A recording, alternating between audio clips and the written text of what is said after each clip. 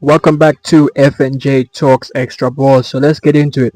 The problems Ancelotti was facing at Real Madrid. So let's read here. Long before Alonso's struggles became public, Ancelotti already had warned him privately and publicly. I don't remember him saying it publicly, but okay, let's read. Uh, he warned him about he warned him privately and publicly about the biggest problems at Real Madrid. So let's read the problems here. It's listed down below. So the first one. The team prepares ideas during the week but never applies them on the pitch. Number two, players don't follow the plan. They don't keep the intensity and don't execute the pressing they work on in training.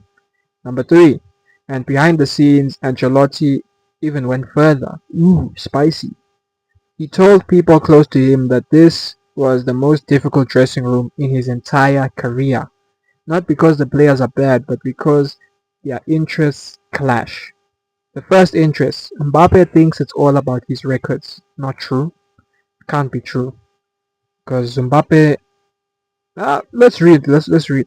Mbappe thinks it's all about his records. Vinicius is more focused on keeping his status inside the squad.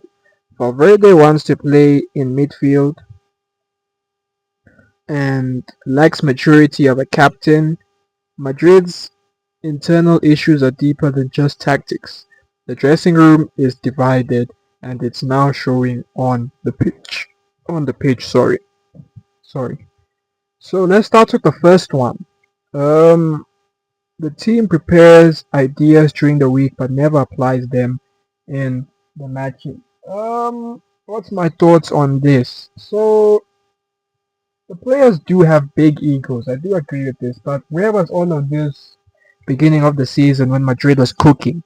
So I'm not sure when they say that they never applied them on the pitch, but beginning of the season Madrid was applying everything on the pitch and were cooking. It's only because of injuries that Madrid stopped performing. Don't let anybody tell you otherwise. Beginning of the season Madrid were cooking. Apart from the Atletico Madrid game, Madrid were cooking. All the teams. Barcelona, all of the teams. So I'm not sure why they say the only reason why Madrid are not performing now is not because the players are not implementing so and so plan. It's because of the injuries. Every team, if you take away 6, 7, 8, 10 key players, they're not going to perform like they were before. So now I'm sorry, guys. The first option, I'm sorry. If the players were fully fit and then Madrid was still performing like this, then I'd say yeah, the players don't implement the tactics and ideas on the pitch. But even if the players implement the tech, I disagree because look at the Man City game, for example. Madrid only lost that game because defensive mistake. I guess the only thing you can say is maybe the coach tells them don't make so and so mistake, don't make so and so mistake. And then they end up making those mistakes. But in terms of the way of playing, how well can you play really when you're losing 8, 9, 10 key players? Nah, so I'm sorry, guys. Um, Players don't follow the plan. Didn't I read? Players don't follow the plan and don't keep the intensity and don't execute the pressing they work on. And let's talk about this pressing thing. For me, this pressing thing is like a huge myth. You should pick your moments to press. Don't just press 24/7 the whole game because then the team gasses out. Show me a team that Show me a team that wins consistently, that presses 24/7. You're gonna burn out. There's a reason why Liverpool, some seasons they are very good, other seasons they are really bad. Because you gassed out the players. The same with Man City. There's a reason why these teams aren't winning every single season. Sometimes they're good, sometimes they're bad because they gas out. Show me an English club that's 24/7 always has a good season. You don't see it because you can't press every game all the time. You press against the big teams, no problem. But against the small teams, Levante, Cardiff, Fulham, Burnley, Shakhtar Donetsk, you don't need to press against these baby teams. Pressing should be reserved for the big games, the big matches, yes, because you can force mistakes, blah blah blah. Against Cadiz, Cardiff, Fulham, Burnley, Southampton, Crystal Palace, all of these small teams. Sorry to say, guys, but these are small teams. You don't need to press to score goals. The goals will come. You just need to perform. The goals will come. So this pressing thing for me is a myth, guys. Yeah. Um, I agree. Like some games I watch, like against the big teams, you have to press. If you don't press, you're in big trouble. But against the small teams, nah. Madrid don't need to press against no small team, and Man City does need to press against no small team. Pressing should be reserved for the big games. Against those baby teams, come on, man. If you can't beat the team because you're not pressing, then seriously, man, you need to reevaluate. Behind the scenes, Alonso, um, Ancelotti went even further. He told people close to him, blah blah blah blah blah. Let's see. Mbappe thinks about his record only. I disagree to be honest, because if Mbappe thinks about his record only, then why does he never post if he scores but then the team loses? So nah, it's not true, man. It's not true. Because if Mbappe scores a hat trick but the team loses, he doesn't celebrate, dude. Did you see him at the World Cup? He was gutted that France didn't win the World Cup, even though he scored a hat trick. Who scores a hat trick in a World Cup final? That's insane. But he was not happy because he lost. So this myth that Mbappe only cares about himself, he's selfish. Mbappe only cares about his goals, blah blah blah. He doesn't care about trophies. This is not true. Mbappe cares about his trophies. Mbappe has the same mindset, in my view, that Messi and Ronaldo had. They want to win. Of course, they want to score goals and break the records and all of this stuff, but he also wants to win. The guy also wants to win.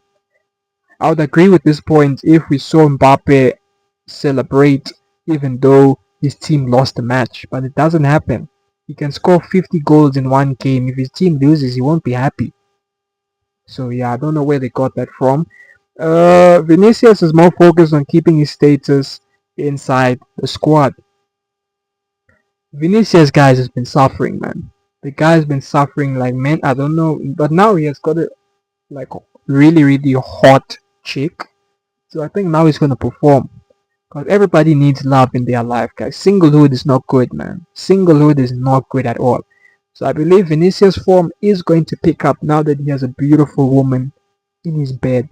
Now that he has a beautiful woman to talk to converse to, and blah blah blah. Because it's not nice when you're watching Instagram, TikTok, and you're seeing all and movies, and you're seeing all of these beautiful women, and then when you go home, there's nothing.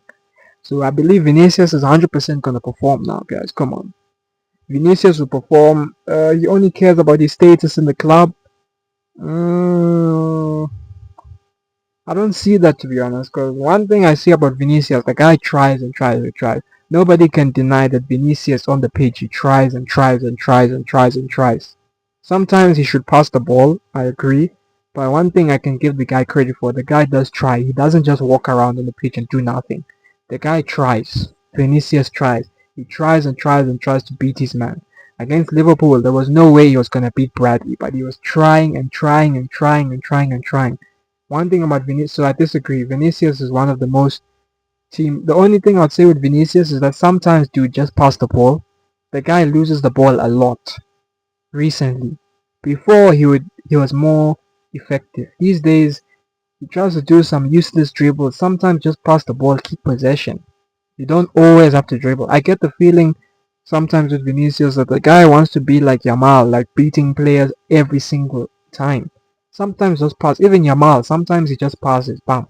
You don't always have to hold the ball. Always, always, always. Then you lose the ball. Sometimes just pass. Simplify your game. That's the feeling I get with Vinicius. Um, Valverde wants to play in midfield.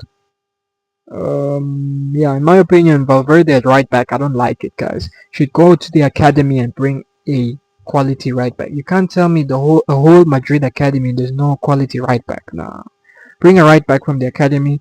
Stop playing Valverde there. Valverde lacks leadership skills. I disagree. Because one thing you have to give Valverde credit for, especially when he's in form, the guy runs and runs and runs. He's tackling, blocking balls there. So if a player like that doesn't have leadership, then no player in the world has leadership because this guy works his butt off on the pitch. That's what we have to give the guy credit for. He lacks maturity to be a captain. I disagree. Of course, the first choice captain should be Carvajal if he's fit. But Valverde as captain, no problem for me. The guy leads on the field. The effort he puts in, him and Bellingham, those two, Bellingham and Valverde, they put effort. Those guys run kilometers every game. So no, I disagree. People even say that Jude Bellingham lacks leadership skills on the field. I disagree. A player that plays that hard on the pitch, pause. Nah, you can't say that he lacks leadership skill because the guy, he leads with his tackles, his passing. The guy tries. Any player that tries, you can't tell me that they are not a good leader. A player you can say is not a good leader is someone like, who can I say? Who's not a good leader?